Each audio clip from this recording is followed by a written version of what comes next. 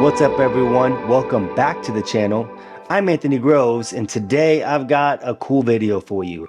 I'm going to be building a board completely from scratch. So recently I had a friend reach out to me that he asked me to build him a new board. His board that he's using right now is a little small and I'll actually put it up on the screen so you can kind of see. He asked me to put him a board together of kind of like what I would do for myself. Just a nice big board that can sound really good. And this was what I came up with, and I'll put that one right up here. So as you can see, it is a much bigger board than what he's used to, with some cool goodies on there. We're going to be adding a bunch of new stuff. So today I'm going to be putting all of that together. I have it all completely from scratch. If you look over here, I mean, it's in boxes all over here. We're going to be doing a Creation 24x16 board, and this is going to be a pretty fun project to do together. So I'm going to be recording the whole process, start to finish, and yeah, so that's pretty much it. Let's jump into this.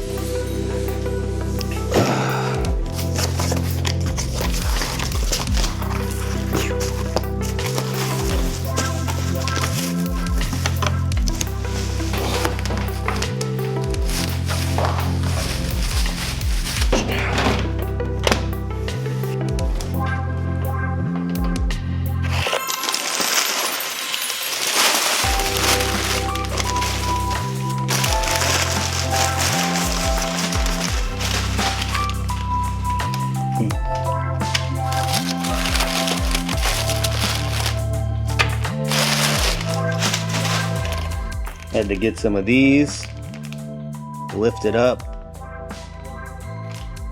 lift up the pedal board.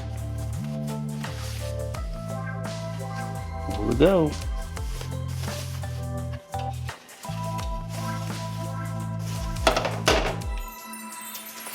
The Blake canvas. So first things first, I've got to mount these feet, hard to see, to raise up the pedal board so that it will have enough clearance underneath so I can mount the power supply underneath it.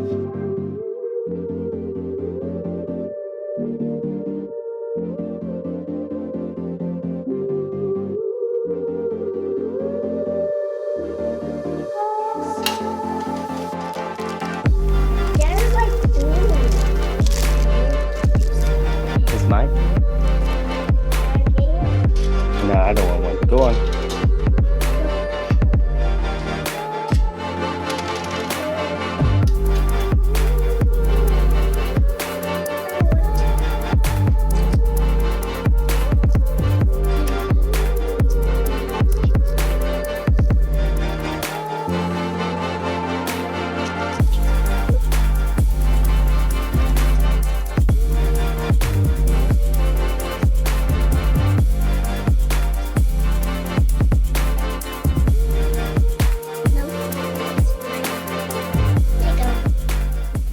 Alright, so here it is. The board is ready to go. I put on the risers so that I can get some power under there and installed the handles. So now it is ready to start getting some pedals on it and seeing if I can get this layout to work. So I've got everything laid out and I've run into a small issue.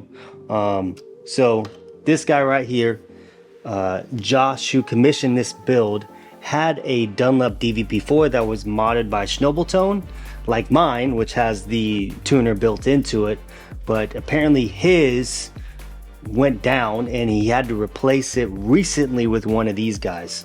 So you saw in the picture that the Dunlop was significantly smaller than this one, so I was trying to see maybe I could make this fit, but I've been running into issues because it's just so much bigger. So as a lot of you guys know, I am a big believer in the pinstripe pedals M buffer, and obviously I had this on this board. So I've got a pinstripe pedals right here underneath this tone press pedal, and I've got the M buffer there, and I was gonna route it first like I would with a normal thing, but with the Ernie ball, you have two buffers already built into this thing and you can't bypass them.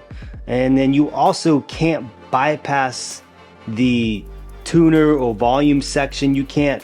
So like if I were to run this as a regular volume pedal and not run the tuner side, you can't really do that. It still would run tuner.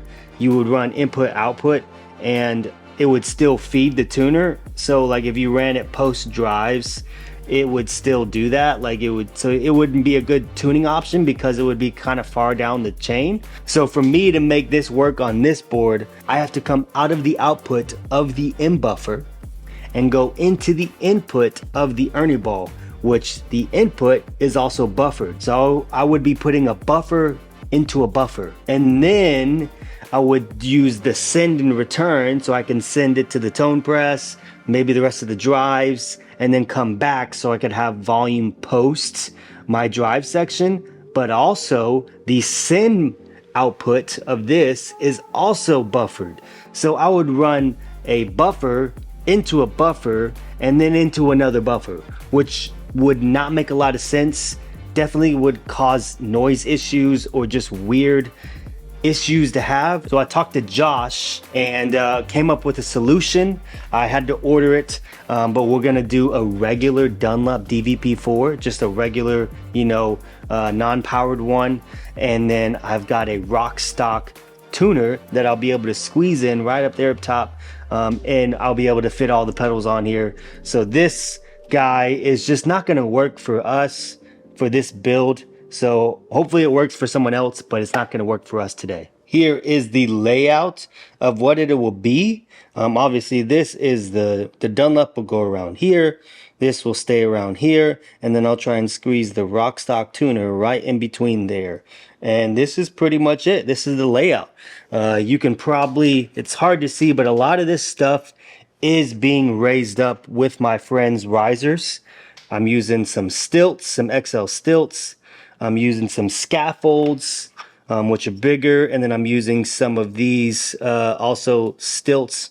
So this whole section right here is raised up, and then this whole section with the big sky and the timeline, I'm going to come around and record there. You can see this side is also raised up with the skyscrapers that he has.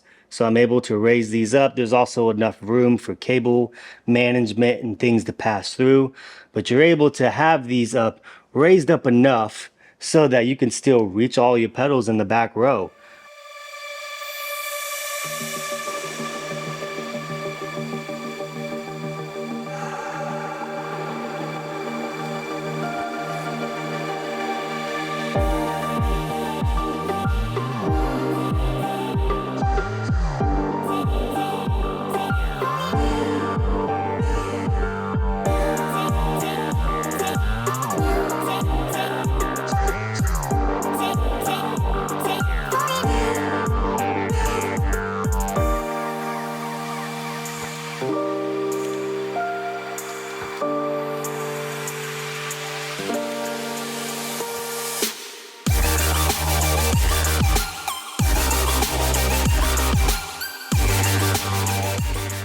So for power, I decided to go with this canvas power here. It's the canvas power 15.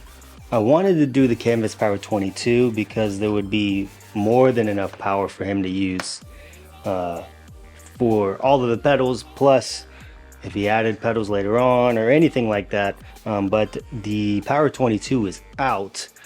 I guess maybe they're not making them anymore, or manufacturing is becoming more difficult because they've sold out like completely. So I got the power 15. This will actually power everything on the board except for the HX Stomp. There's just not enough outputs to do it. So I bought him this Chalks Crux. I feel like this has gone under the radar a little bit for people with stomps or QC like Quad Cortexes, HX anything like even the Stomp XLs, anything that's kind of power hungry, that is a weird, you know, kind of power that's not like a typical, you know, pedal that you could just use one output on your power supply.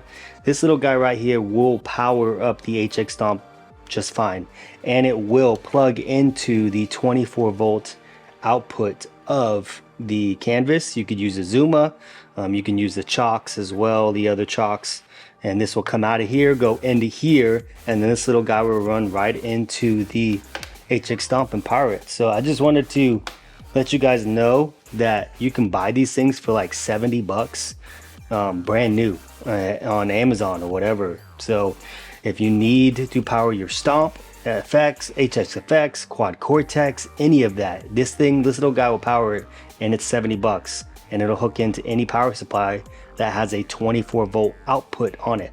So go get one if you need it.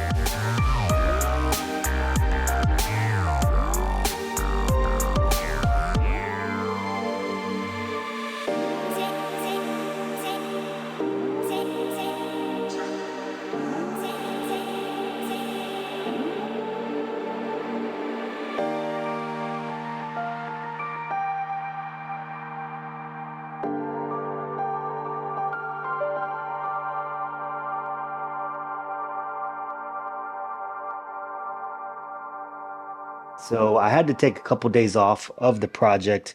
I just got kind of busy at home, and I was playing at conferences and just traveling a little bit. So I didn't have a lot of time to kind of finish more of the board. So I ended with the power supplies, and then we had an issue with the volume pedal with this big old guy down here. I think remember we had an issue with this guy, so I ended up ordering a regular Dunlop DVP4 for him. And I swapped over the silver side. So if you are new to building pedal boards, it doesn't come with the silver side. It has the rubber side. And then a little hack though is if you need to mount it to your pedal board via dual lock, Velcro, whatever, it doesn't always stick to the rubber. All you do is unscrew the 4 screws, flip it over, put the screws back in, and then you've got a nice flat side. I've got the DVP4 on here. I need to slap some dual lock on here. And then I ordered a rock stock tuner for him. This is actually the first time I'll be using this tuner. I've heard about it. I haven't personally used it, but I know a bunch of friends that have them, and they're really good.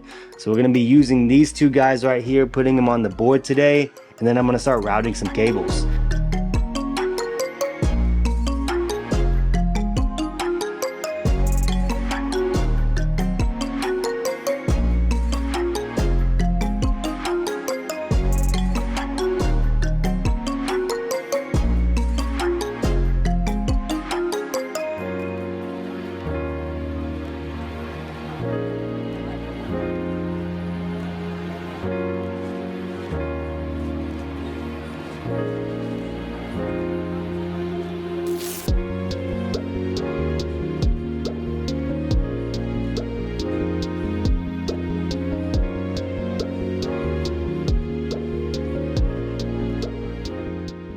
When you build a cable with these kind of cables, these custom kind of link cables that you can make, you always want to get the tip down into the needle. I've had issues with these things for years, and actually the Crosby ones are probably the easiest ones. I've had the lava cable, I've had Creations, I've had disaster area cables, George L's, all those different brands, and these freaking $25 whatever they cost, they're under 30 bucks I think on Amazon, are the easiest ones I have ever had.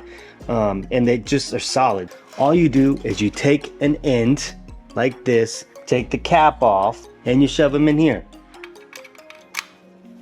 And you have one here, you have another one here. You cut the cable length to what you want, and you shove it down in there so it touches the pin. And then you'll see the center pin light up, and you have them both there. And then with these, all you have to do is when you shove them down in there, make sure both the pins are selected, so the middle pin is lined up. Then you put the cap on, put the screw on, put the cap on over here, put the screw on, and then it will light up just like this across. That's the light you want to have. Ring tip sleeve across both. And it's super easy. I've had multiple cables, multiple stuff, all the companies in the past where you had to have it perfect. Like even the screw, which is supposed to ground it, wasn't really doing it, and it would cause issues or whatever. If it wasn't right, it would like flicker. But these, all I gotta do is have the tip in, push the thing down, put the screw in, and then it locks it in place and it grounds it, gets ring tip sleeve, and it's perfect every single time. These are the easiest ones I have ever used. So go buy some Crosby ones. I'm telling you, they're cheap, they're easy, and you don't have to solder if you don't really know how to solder.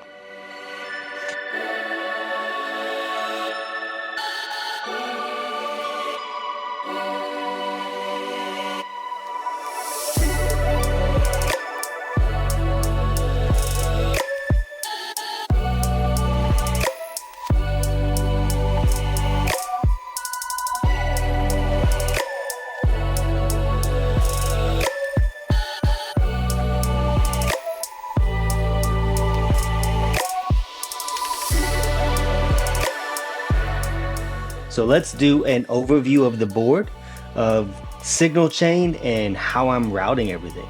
So first up is the pinstripe pedals M buffer that is going right in right here. And then output 1 of the M buffer is going into the tuner there, to the Rockstock tuner. And then output 2, which I actually prefer output 2 over output 1. Output 1 is a little more flat. The output 2 has the Jensen transformer side, and it actually adds a little bit more sparkle on the top end. I like output 2 a little bit more, and that's the one I use on mine. So that's why I have his routed to output 2 as well, because I think it's going to work really well with this board. So we go out of output 2 into the tone press that is sitting on top. So that's doing all the compression, always on, but you can always reach up, turn it off if you need to. So out of the tone press comes into the RC booster, and we're using this as more of a preamp kind of pedal. So something that we can tweak. We can have gain here, volume, and maybe the guitar he's using is a little bright, so we pull back some of the treble. Maybe we need a little bit more thump, or opposite, depending on whatever's going on. Just kind of use it as an always on preamp that we can use to give us that, also to help get us towards an edge of breakup tone. Then we come down to the old trusty Brownie Protein with the blues breaker and the Nobles circuits inside of it. A lot of you guys probably know this is pretty much a staple on a lot of worship boards. It is a great drive, and this is why I went with him, because it's a very simple and can sound really good. It's kind of hard not to sound good. And then that is feeding into the Benson preamp. I went with the Benson because it can do a lot of things. It can do fuzz, it can do clonny kind of style, just because it has bass and treble filters. There's not actual knobs, they're filters, so it like rolls off and adds. It's a very unique kind of drive, and I think it can pair well with the Brownie Protein, having more of maybe a little bit more of a mid push with the Benson preamp, and I think it's just more versatile. Then that comes up to the JHS Kilt V2. A lot of you guys know the Kilts, Expandora, all that, fun stuff. I did this as more like a lead boost, something that you can do saturate, a little bit more saturation with the gain toggles. Maybe he wants fuzz tones, you can also do with that. I think it's just a great overall pedal, and I think it'll like, because of the way it rolls off some lows, it'll really kind of help cut through the mix. So that'll be like a lead boost. You can use the green side, since it's running first. It can actually do like a boost in front to kind of have a different flavor. Just options here with the drives. There's so many different options, the way that these drives are set up, that I think that's really going to work out for him really well. So then we come out of the Kilt into the volume pedal. This is just a typical Dunlop DVP4 volume pedal. Out of the volume pedal into the J-Spliss Mood. A lot of you guys know what the Mood is and does, and I love the Mood. This is, fun fact, actually my old Mood that he bought from me not that long ago, and I still miss. I need to figure out a way I can put a Mood back on the board. So we come out of the Mood into the Stomp.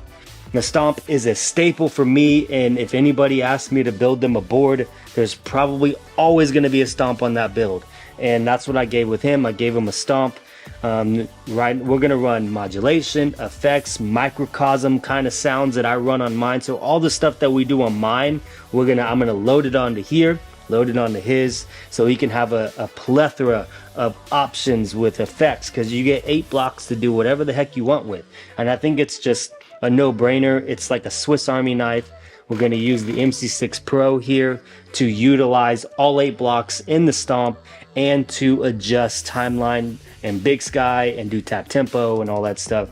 So you guys know that. So out of there comes out of here stereo, and then it goes into the timeline.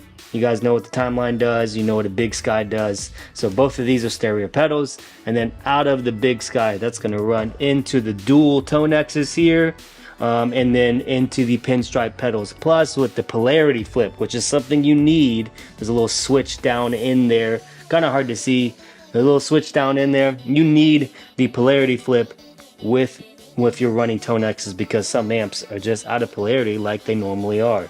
So that is the entire layout and the routing of the pedalboard. Now I'm going to get to programming because this is the best part of the build, that we get to start hearing some of the cool sounds that we're going to make from this, and then we're going to wrap it up and then box it up and send it off to Josh. So Josh, if you're watching, I hope that you love this board, and let's start making some cool sounds with this thing.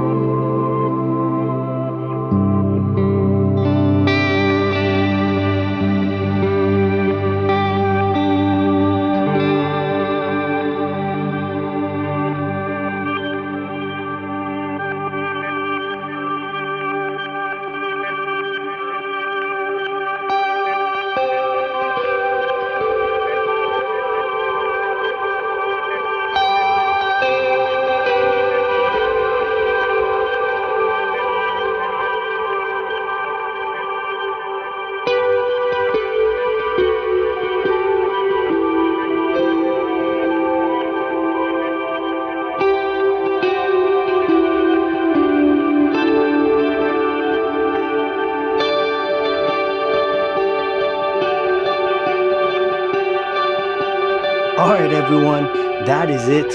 I've completed the board. Took me a little bit longer than I anticipated, but I hope that you enjoyed the journey. I've got everything laid out. That's all the sounds. You know, you can see the bottom here. Did the best I could, routing everything, keeping it all stable. It's nice and strong. It's not going anywhere. Nothing's really gonna come loose. I mean, there may be the occasional thing once in a while with things jumping around in the case. It's got a nice Creation flight case. I am super stoked about this build. This was such a fun project to take on, and I was happy to do it for my friend Josh. If anybody out there would like something similar, or you want me to build you a board, or just kind of maybe give you some general ideas of what I might do for something for myself that you would do for you, please reach out to me, DM me, find me on socials, do whatever you need to do. Go follow me on Instagram because I'm a little bit more active on there. Go follow me on there, DM me, and let's talk. I would love to be a part of your build for your board and help you make a joyful noise for the Lord in your church. If you have any questions, don't be afraid, comment below. Please consider liking, subscribing to the channel. It helps this channel grow, and we continue to move forward with cool videos like this and other things that I have planned. So thanks again for watching, and I'll see you guys in the next video.